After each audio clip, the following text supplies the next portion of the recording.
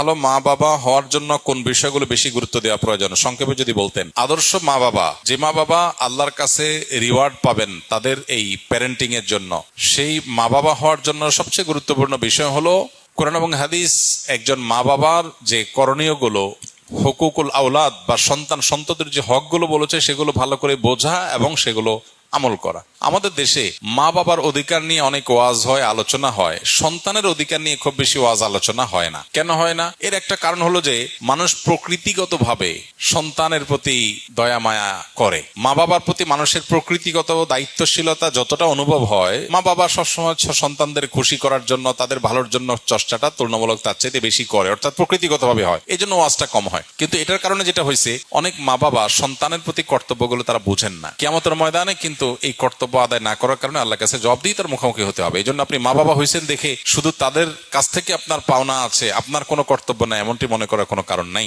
তো আদর্শ মা বাবা হওয়ার জন্য মা বাবা হিসাবে সন্তানের হকগুলো কি সেগুলো জানা গুরুত্বপূর্ণ। যেমন ফর এক্সাম্পল, সন্তান পৃথিবীতে আসারও আগে থেকে তার হক শুরু হয়ে যায়। কিভাবে?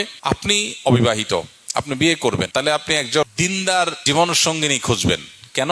যাতে করে আপনার অনাগত যে সন্তান সন্ততি তারা যেন দিনদার থাকে। মা যদি আল্লাহভীরু হয়, সন্তান আল্লাহভীরু হবে। ওই চিন্তা থেকে আপনি ভালো মা তালাশ করলেন, এটা কিন্তু সন্তানের হক আপনি আদায় করলেন। আর আপনি ওইটা মাথায় রাখলেন না, আপনি টাকা পয়সা অন্যান্য বিষয়গুলোকে মাথায় রাখলেন, তাহলে আপনার সন্তান দিনদার আদর্শবান আল্লাহভীরু হওয়ার বিষয়টাকে আপনি খেয়াল করলেন না, তাহলে সন্তানের অধিকার নষ্ট করলেন একরকম। ঠিক একইভাবে স্ত্রী সহবাসের সময় যে দোয়া পড়া হয়, এই দোয়ার মধ্যে কিন্তু অনাগত সন্তান যেন ভালো হয়, নেক হয়, শয়তানের পাকড়াও থেকে রক্ষা পায়, যেন দোয়া করা হয়। এটা কিন্তু সন্তানের চিন্তা থেকেই আসে।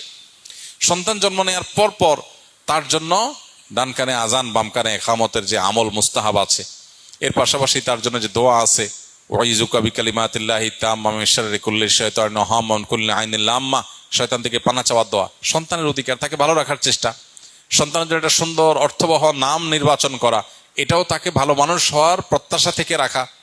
সেই সাথে সন্তানকে শুরুতে দিন দেওয়া, আল্লাহর সাথে পরিচয় করানো, আখিরাতমুখী করা, তার মধ্যে ঈমান বিল্ড করা, তৈরি করা, এর পাশাপাশি তার ভরণ পোষণ আদার সব বিষয় দেখা। আমরা সন্তানের অধিকার বলতে বুঝি তাদের শার্ট প্যান্ট দেওয়া, তাদের ভরণ পোষণ দেওয়া, এটা তো তাদের অধিকার বটেই।